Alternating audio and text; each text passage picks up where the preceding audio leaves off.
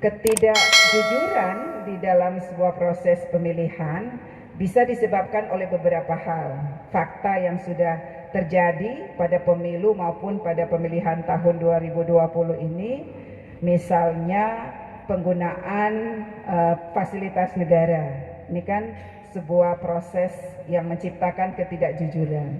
Penggunaan program kegiatan yang menguntungkan pasangan calon, ya. Penggunaan kekuasaan oleh kepala daerah atau calon petahana untuk kepentingan kontestasi. Dan beberapa kasus yang sudah kami tangani, misalnya menggunakan dokumen palsu sebagai dokumen yang digunakan untuk pencalonan. Kemudian membuat dukungan palsu untuk calon perseorangan, ya. Itu semua adalah bentuk-bentuk perbuatan yang mencederai proses kejujuran, ya, di dalam pelaksanaan pemilihan. Kemudian yang kedua, bagaimana kita bisa mewujudkan keadilan. Nah, biasanya ketidakadilan itu terjadi kalau dihadapkan antara calon petahana dan non petahana. Nah, ini tentu tuntutan besar buat kita. Biasanya kita ini kan penyelenggara, ya, beban terberat kita menghadapi politik lokal ini karena kita punya hubungan-hubungan kedekatan baik dengan calon ataupun dengan tim kampanye, ya.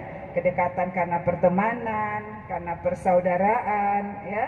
Nah, itu membuat kita enggan. Seringkali kita segan dan enggan untuk melakukan proses penanganan pelanggaran. Makanya yang harus kita kedepankan adalah pencegahan. Jadi pencegahan menjadi strategi utama kita. Karena ketika nanti kita diperhadapkan pada penanganan pelanggaran, kita biasanya akan menghadapi beberapa kendala-kendala, ya.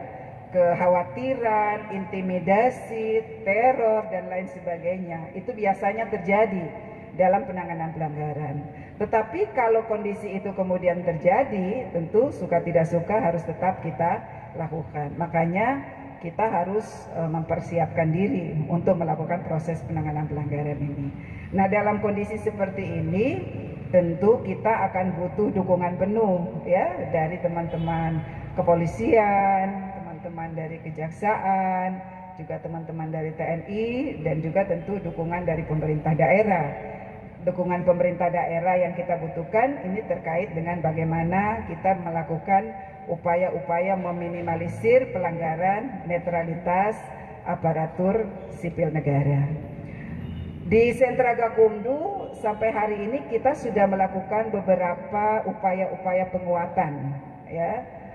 Peraturan bersama sudah kita perbaharui agar polisi, jaksa, dan Bawaslu ini kerja-kerja penanganan pelanggarannya sudah semakin lebih baik.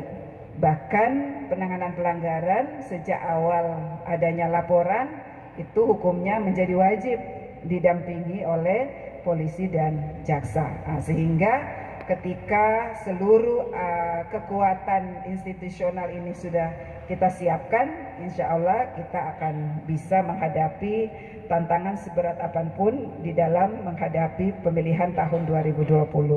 Apalagi kata Pak Ketua, di Kota Bitung ini dinamikanya cukup keras.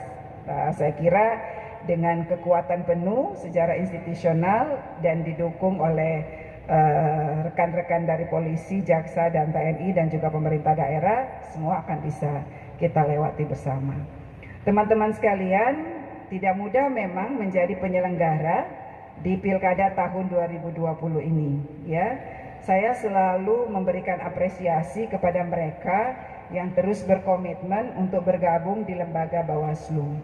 Karena jaminan kerja kita yang profesional dan menghasilkan pemilihan yang berkualitas akan menjadi garansi dan jaminan penilaian seluruh mata internasional, ya, seluruh dunia terhadap proses pelaksanaan pemilihan di Indonesia.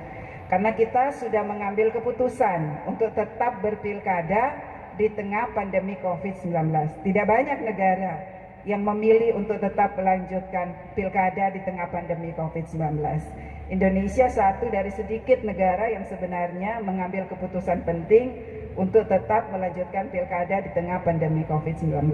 Karena tantangannya yaitu berkaitan dengan jaminan keselamatan kemanusiaan.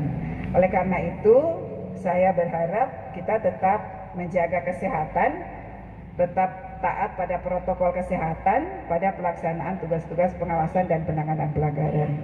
Akan banyak tantangan yang kita hadapi, ya, titik rawan potensi pelanggaran seperti yang saya sebutkan, politik uang, ya, abuse of power, netralitas ASN, ya, penggunaan fasilitas negara, kemudian penggunaan program kegiatan untuk kepentingan kontestasi, potensinya akan sangat besar terjadi.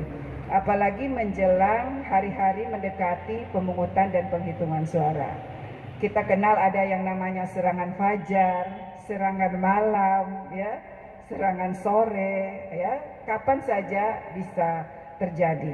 Kata Bang Nafi, kejahatan itu terjadi bukan karena hanya ada niat, tapi karena ada kesempatan. Nah, kesempatan ini yang harus kita tutup. Yang ditutup oleh pengawas pemilu termasuk juga dukungan dari seluruh masyarakat. Partisipasi masyarakat sangat kita butuhkan agar ruang-ruang yang bisa digunakan untuk terjadinya politik uang itu tidak bisa terjadi.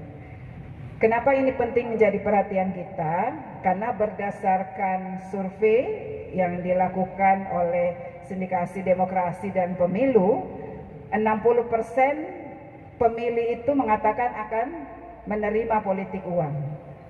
Nah, ini menjadi kekhawatiran kita, ya, karena memang di kondisi pandemi COVID-19 seperti ini, kondisi ekonomi yang memburuk, kita khawatir masyarakat kita akan permisif atau menerima yang namanya politik uang. Nah, sehingga harus kita waspadai.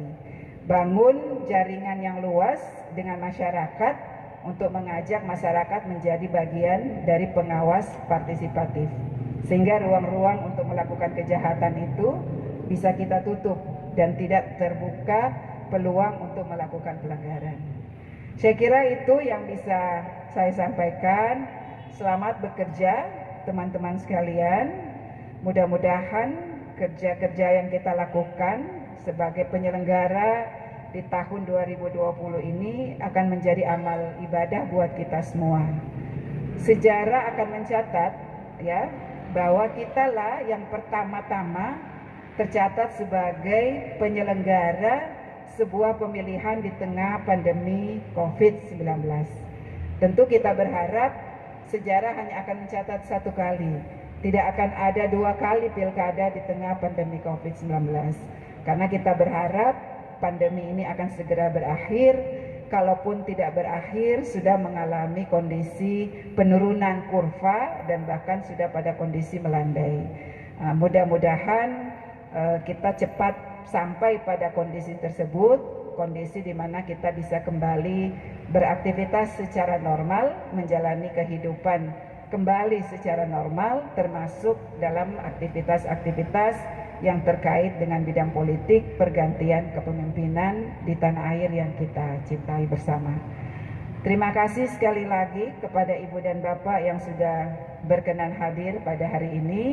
Semoga ini menjadi spirit, semangat bagi teman-teman kami yang akan terus melanjutkan tugas pengawasan sampai pada akhir pelaksanaan tahapan pemilihan.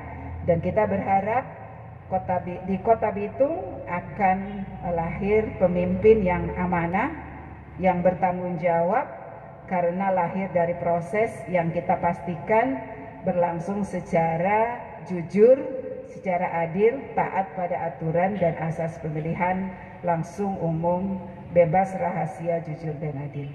Terima kasih sekali lagi atas perhatian Ibu dan Bapak. Wabillahi taufiq wal hidayah. Wassalamualaikum warahmatullahi wabarakatuh. Selamat malam dan salam sejahtera untuk kita semua.